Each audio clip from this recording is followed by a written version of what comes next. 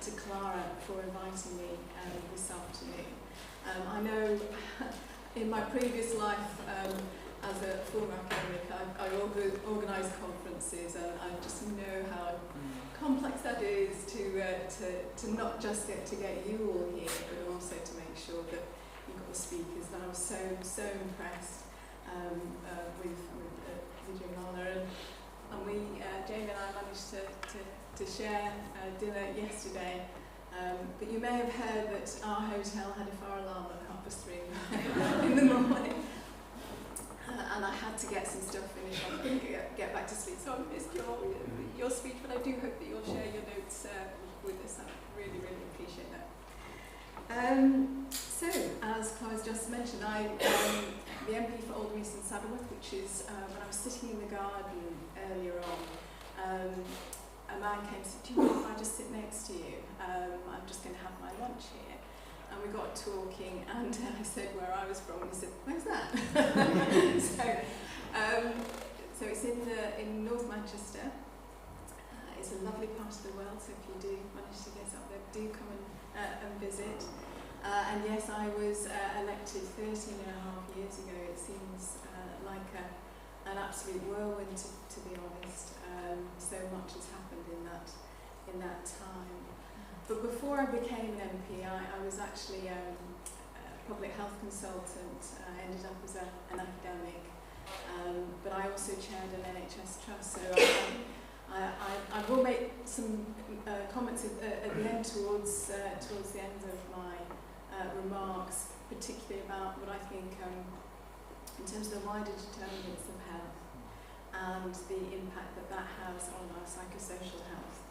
I'm very much embedded in the sort of WHO 1948 social model of health, which is about it being a holistic view on mental, social, spiritual, physical health, all as one, and the various determinants that affect that. So the group that I co-chair actually was Baroness Sayeeda Varsi, the Compassionate Politics group. So we're very ably supported by the Compassion in Politics Secretariat, who I'm sure many of you are aware of. And we're a sort of like-minded group from across all parties. I think that's really important to say. You want to find ways of changing the culture in our politics. Anybody that's watched Prime Minister's questions will no doubt be aware of the sort of adversarial sort of approach. It can be quite bullish at times. And I think that's something that we're conscious of, but it doesn't always recognise and reflect the behaviour that we want to see in our politicians. And that also affects how we work together.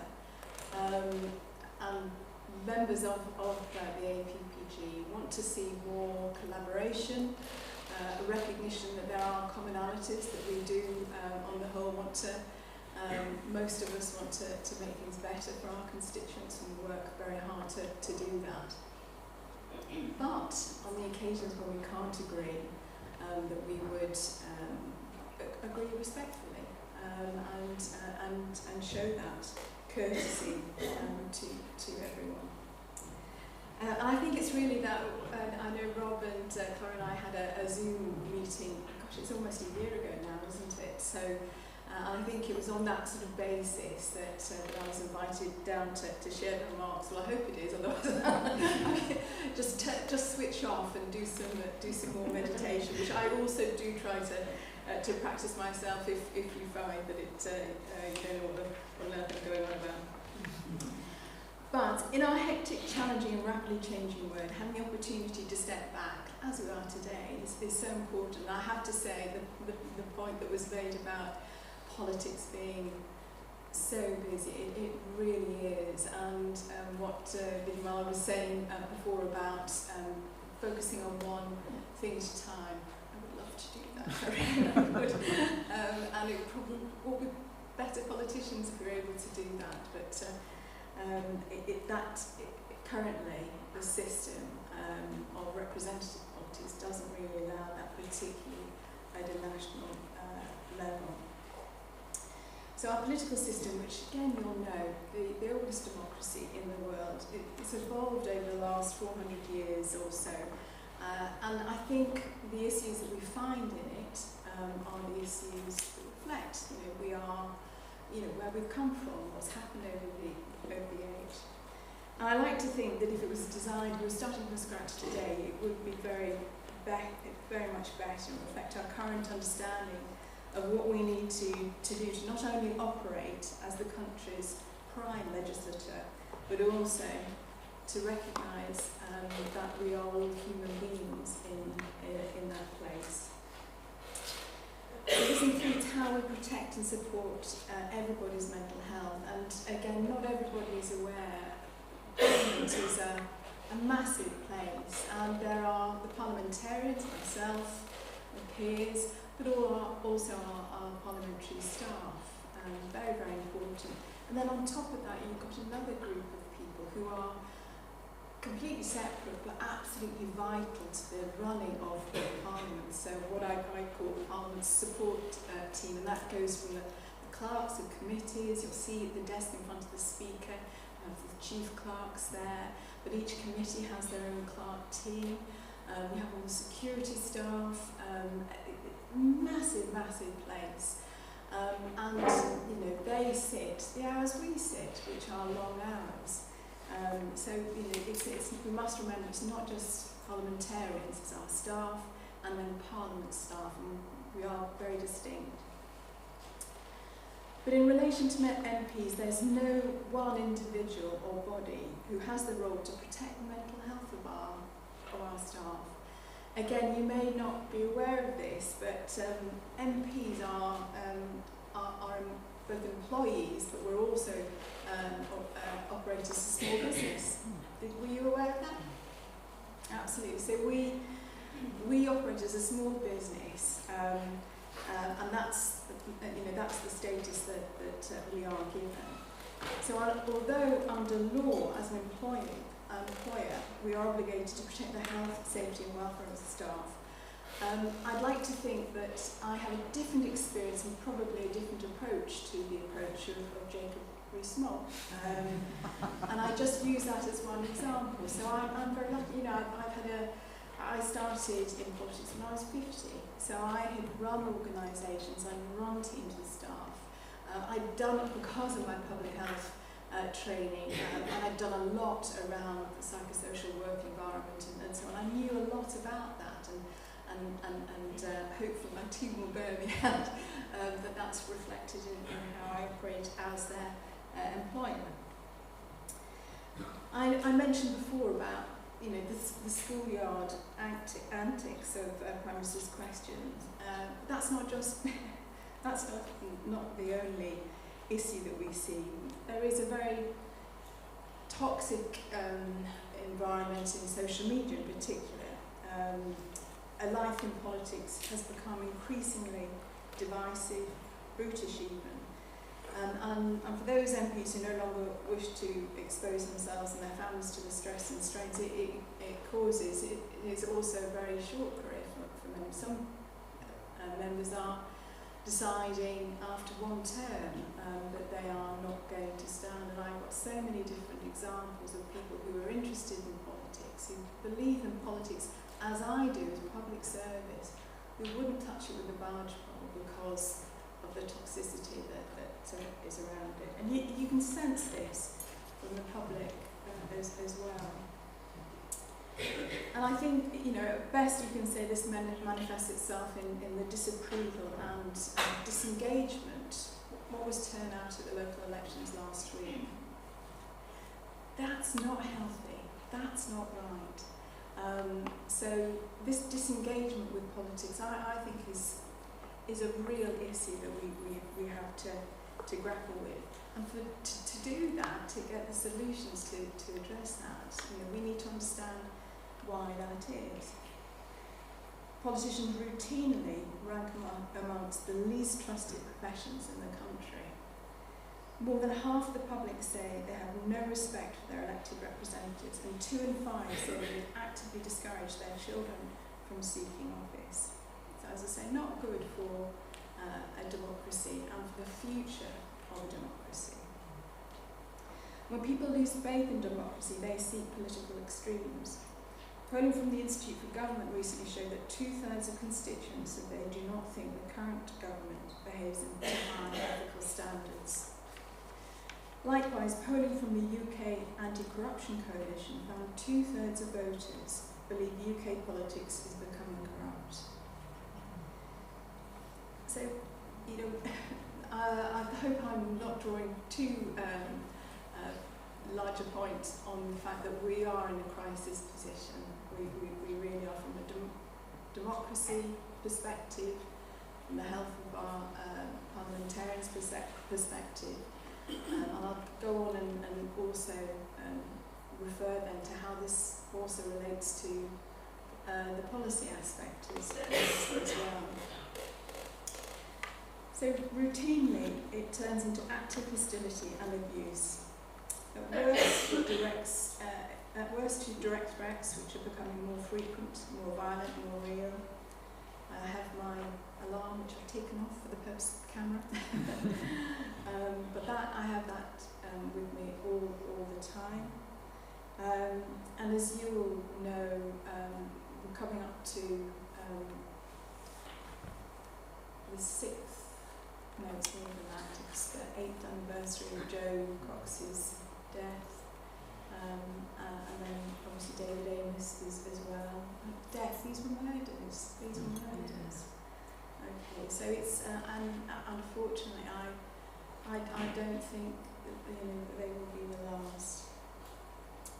There are genuine issues of poor behaviour. A few bad apples reflects on all of this, but this is only part of the issue.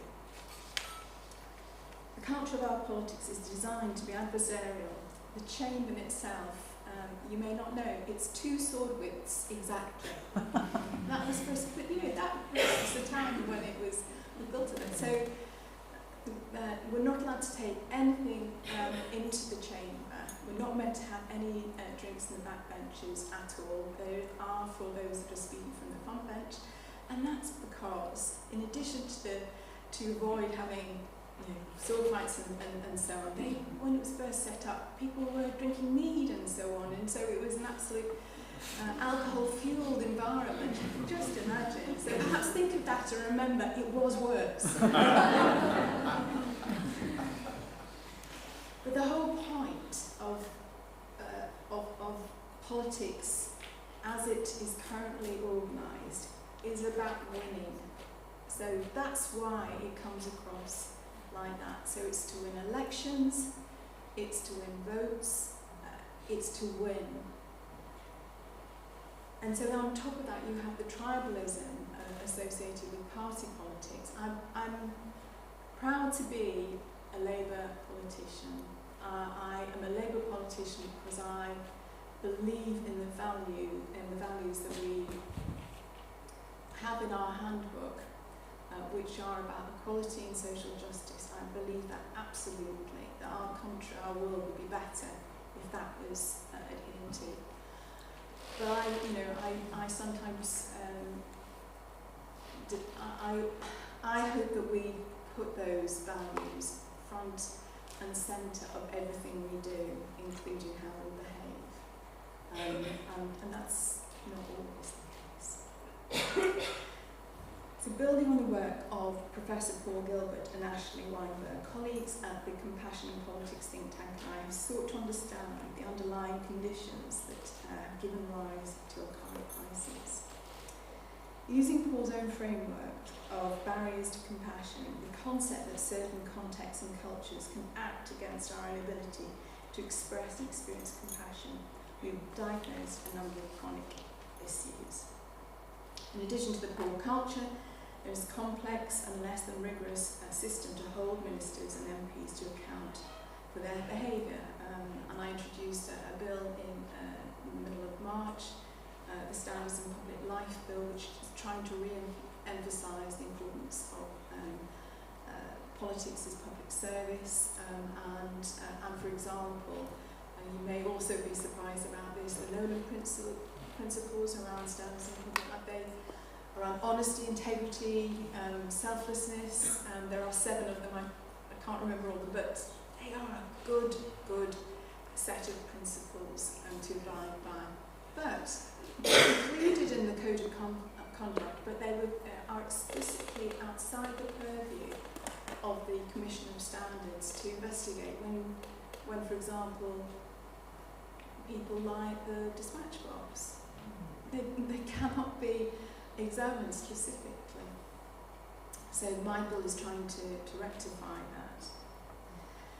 So when you add to that the 24/7 media exposure, we were talking last night, weren't we, about, I was contacted just as we finished dinner about whether I'd go on Newsnight about the recent defection of a Conservative MP.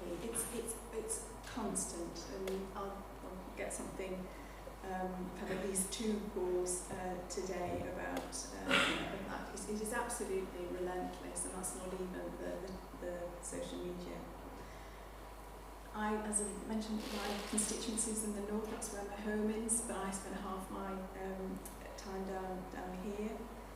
There's increasingly high volumes of serious and complex casework from constituents reflecting the last 14 years of people just barely surviving. I mean, barely surviving. Anybody that's read the JRF report on destitution from last year, you know, we are in a really bad state. I'm thinking of destitution as the most extreme form of poverty. Putting my public health hat on again, for every 1% increase in child poverty, an extra 6 children per 100,000 live births will not reach their first birthday. You can see the change in the plasticity of the brain of children living in poverty. These are, again, that's the evidence base around that. We are a rich country, and yet we tolerate the appalling levels of poverty and destitution in this country, and I think that shames us all to be honest.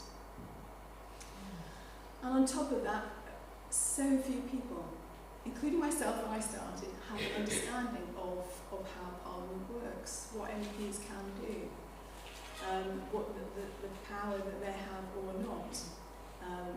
So we had an inquiry with the Work and Pension Select Committee, just as one example, about the WASPI Ombudsman report that came out a couple of weeks ago.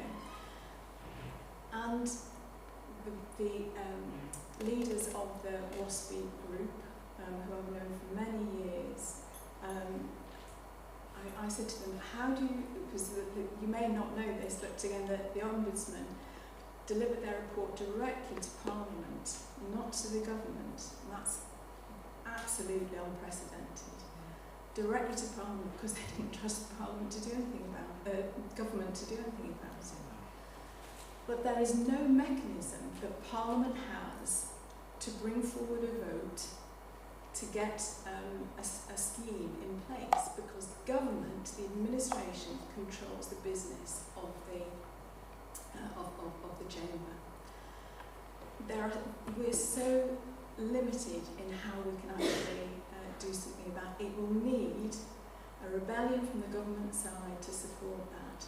But there's very little, as I say, understanding. Just that as one example. I could mention others as well.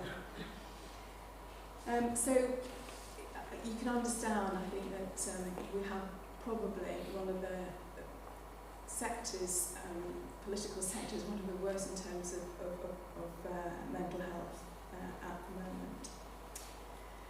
So why then have I taken such an interest? Well, because everything is, I think, is in a crisis position, and this wasn't something that really has been focused anybody's minds on. It was also because of my background in public health, and as I mentioned before, I didn't. If you don't get politics right, you can't get policy right. If people are so blocked off, and I'm talking to my colleague about my colleagues here, so blocked off on how we can collaborate and the need to collaborate and have a different approach, then I think we're in we can't move forward. So this is why I decided to get in. get involved in this. I just wanted to mention the reason I got involved in politics was around inequalities that we experience, and there's overwhelming evidence around the smaller the gap between the rich and poor, then the greater mental health there is, the reduced ill health there is, greater trust and social mobility, educational attainment. So there's a huge evidence base around that. The spirit level, many of you will be aware of. I mentioned to Jamie last night about the inner level, which Kate Pickett and Richard Wilkinson also published a few years ago. So I suppose I'm not your typical politician in that regard, but I see no conflict between my interests on the one hand in policy and on the other hand for politics. And as I say, the two aren't inextricably intertwined. Good policy comes from good politics. I'm afraid we're a long way away from that. You can't have tired, bullied, degraded and harassed MPs and be expected to make good policy. Our constituents are less likely to receive fair representation from a system that is, I've got notes I've got say drained of empathetic, I'd say devoid of it really. So it's not as it should be. So commitments to fairness and equality will not be kept by a parliament that isn't necessarily short on values but doesn't hold them in the high esteem they should be held.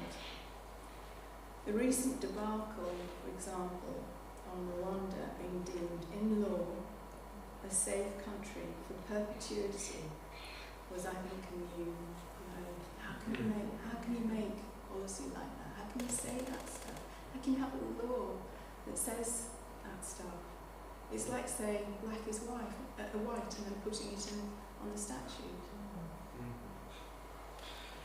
If we're to build a better Britain, we have to build a better politics. So, return to the psychology and the psychologists, I'm very grateful, including my sister-in-law. Firstly, because you give us clues as to why in this position, the ways we can start to put it right. And I've already described the kind of system diagnosis that we've carried out. To that we need now to add how to remedy this building the work of researchers in the field of compassion science. Through mutual solidarity in events, we are aimed to build a camaraderie to rival the competitive, divisive culture of our politics. And it's my hope that this group, which is building, and we've now got dialogue with the Institute for Government who supported my bill, that we're going to introduce into Parliament a course of compassion coaching, working alongside the mindful initiative established for parliamentarians and their staff. My own bill also called for an ethics commission to be established. The bill would, if passed, that's still debatable, would not only strengthen the enforcement of the known principles that I've mentioned about, but it would also look to see how we need to change to bring our system into the 21st century. It would also mean that standards of behaviour are properly codified and understood, and that independent bodies, not the Prime Minister deciding whether he will have any of his ministers investigated, but an independent body will decide on the need for enforcement. It would also create for the first time a national code of conduct for councillors. People's first experience of politicians is usually their councillors. So it's important because there's no national standard, it's very variable that we do that. With this, I hope we can rebuild connection and re-establish trust. Working with another all-party group, we're hoping to promote the use of citizens' assemblies for issues of significant debate, such as climate policy. And this would serve multiple benefits. It would not only re-energise democracy, giving the public a genuine say in decision-making outside the electoral cycle, but it would help to tackle the inequality we don't talk as much as we should about, and that's the inequality in power. as psychologists, you will know the importance of having control, and this is one mechanism. It's done on a regular basis. I try to do it every 6 weeks in different parts of my constituency, a mini citizens assembly there. And it enables people to feel that they, not just feel, but they can identify the actions that need and they can monitor and we're being listened to. And that's so important, it really is. It would also help us as politicians develop better policy, bringing together the wisdom of lived experience and experts in the field.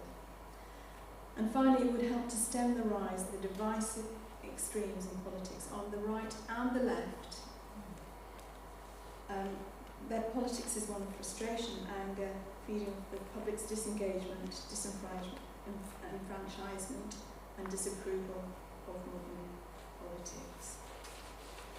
The answer is not, as some in the current government might have us believe, to become more authoritarian, dictatorial, and to retreat from the internationalism seeking to curry favour with the destructive brand of political thinking. That meets fear with fear, threat with threat. The only constructive response is to create a sense of safety, openness and tolerance, to empower and promote inclusivity, belonging and trust, to embrace our common humanity. Citizens' assemblies at national and local level will, I believe, help cultivate that kind of political culture. And finally, we champion compassionate values as the basis for political decision making. I embrace the relationship between psychology and public health. There is much overlap. Many of you will be familiar with the Whitehead-Dahlgren rainbow model, which links the individual, communities and the wider environment right up to national policy and as I say, the key drivers of that health and well-being. 80% of our health and well-being relates to the wider determinants, not to the NHS. Sorry, I speak as somebody who has a German job, but 80% are around that, and that's why I think it's so worth investing our time in this area. Compassion is about care and equity, the basis on which our National Health Service and our wider welfare system was set up after the Second World War. The mistake we make is to accept the NHS as an exception, an outlier in a world that is otherwise highly competitive, unjust and unequal. In truth, we ought to see the principles, if not always the practice, and foundational. I want us to build an economy that puts public health and well-being at its heart, measuring its achievements not just by GDP, but by quality and planetary prosperity. I want us to create an education system that prioritises the emotional well-being and mental well-being of children, their resilience, self-esteem and self-awareness, just as much as it does academic development. I want us to invest in communities where people feel a sense of connection, belonging and inclusion. And I want us to build a social security system which is supportive and enabling, not punitive and pernicious. I've done a lot around social security because of the issues that we face in poverty, but I believe our social security system should be valued in the same way that our NHS is. So if any one of us should we become sick or disabled, if we lose our job, or if we can't work anymore. And that's the basis of, as I say, a civilised society, a wealthy society which we are.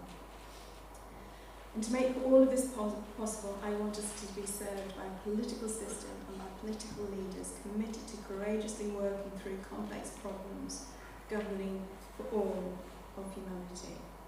This is a mission that I hope you can all be part of, that goes on in the mind of an individual what goes on in the mind of an individual politician is affected by the environment they work in.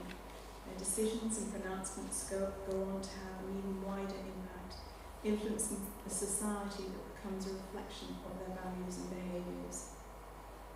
We can create a sea change in the culture of British politics and society simply by selecting, training and providing a more supportive work environment for its politicians.